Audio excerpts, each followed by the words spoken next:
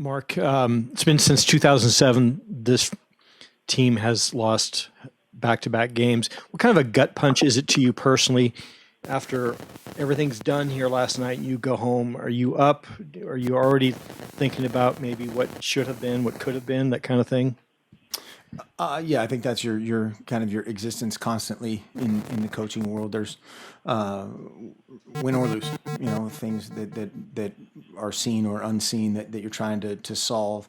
That's something that that's kind of the weird addiction lifestyle that this is. But yeah, there's certainly after a finish like that, there both these last 2 weeks, there are so many opportunities in every phase, but the reality is we're 2-2, and the accountability of that starts 100% with me, and also getting that solved has already started. And so we have to be, like we talk about all the time, we have to be in the solution business. It's easy to figure out, point the finger at, hey, whoever, this guy's an idiot, or this guy's whatever. Anybody can do that. And we have to, it's a delicate balance of being positive and being realistic just with where we are. But I mean, just again, so many plays in each phase that contributed to the result. Mark, since you came back to Oregon, I mean, you guys have played national championships, won Pac-12 championships, historic Rose Bowl wins.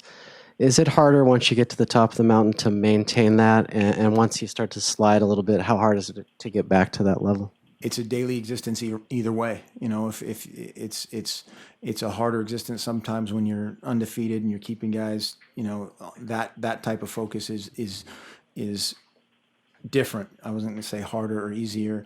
We were left for dead last year and bounced back. We were left for dead the year before, and that turned out okay. So it's just a time when each individual has to be accountable for their role and their fit in this deal. And I told the team last night, I believe it 100%. This team can be special. This team this year, we have a tough schedule, tough road ahead of us, but this team can be great. There's zero doubt in my mind. You had talked last week about wanting to clean up penalties. Were you happier in that department in this last game? A little bit. I mean, we still had, the personal foul on the punt cover, which it was less egregious, but still happened. And then, we had 3 total penalties on special teams, which all hurt us in their own way, that were all very preventable. But that was better. Yes. I know you're really positive about all 3 running backs behind Royce, but are we starting to see maybe one guy, and that being Tony, kind of emerge with the offense being maybe more explosive with his ability to be in the game more often? Tony had a great fall camp, and to this point has probably performed, quote unquote, the best. But we need all those guys. Kanai had a couple of phases where he wasn't available. He's going to be fine, but had some parts of the game where he wasn't available, where we were trying to spell one of the other guys. But we believe in all those guys, absolutely.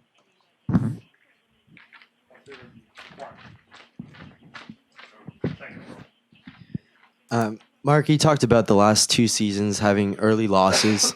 From your experience, do you find ever that some players maybe lose their hunger? It's harder for them to stay hungry later down in the season? Sure. Yeah, I think there's these are all human beings. And humans have human faults, and that's where you have to try to mix and match how you motivate guys and get guys to work every day. But there's a lot of ball left, a ton to play for, every single snap of every single practice, every single training session is a competition. And that should be a personal thing, period. Not necessarily what's on the line or what you're playing for. Brian? Mark, the uneven start last year, obviously you can correlate the return of Vernon to you guys getting on a big roll. What are some things that you think you need to do to turn the tide and be consistently winning Saturday after Saturday? Yeah, I mean, it's a long. We don't have enough time to make that list right now. Just in essence of we have to coach them to play just relentlessly disciplined and in attack mode. And some examples of that from an offensive standpoint are this young group of offensive linemen. They are going to be great. They're still kind of feeling their way through some things. And, we had some times yesterday where just footwork or whatever, just hesitate a little bit. And same thing defensively. We had on the really long quarterback draw. We had the quarterback bracketed, and both linebackers went in the B gap, and nobody's in the A gap, and of course he goes in the A gap underneath the tailback. And so, those kind of things that they sting badly. Special teams, again, the personal foul, all those things. And again, as long as we're accountable, we're moving forward, we can do anything. Troy Dye had another big day yesterday. How would you characterize his play, and is he the type of guy who can carry a defense? I think so. Obviously he was kind of in and out availability wise the last couple games, and so just from a durability standpoint, got to keep him healthy, keep him rolling. But yeah, I think he's got the potential to be a great player. True freshman that has performed the way he has thus far. We're very excited about his future. A couple of your older players yesterday talked about how guys need to learn that just because you've beaten team X by X amount of times in a row, that's not just going to happen today. With so many young guys on this team, how much of a constant battle is it to instill just coming every day to practice, for being prepared every single game for your team?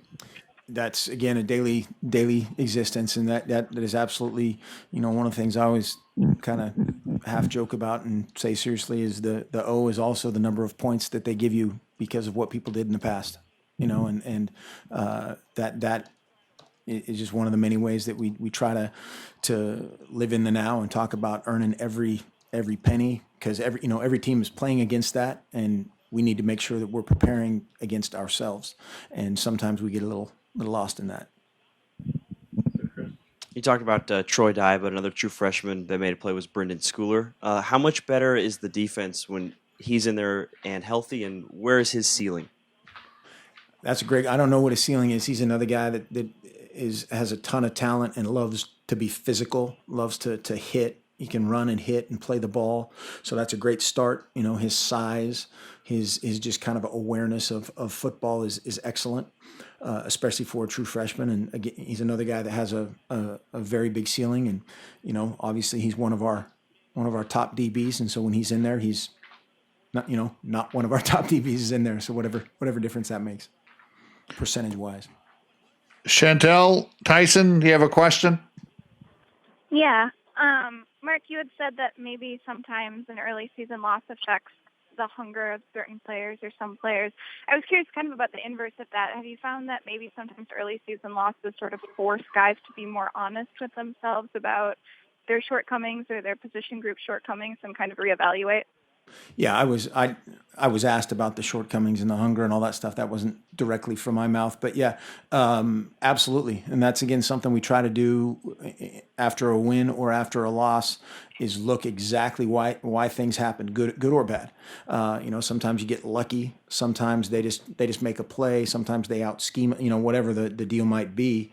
And we own it. We always just try to reinstill with our guys is build on the great, learn from the not so great, and keep together. Obviously right now a lot of negativity, and that's what we can be consumed with. We can be consumed with solutions and how we can train better together and work to turn it. I got one too.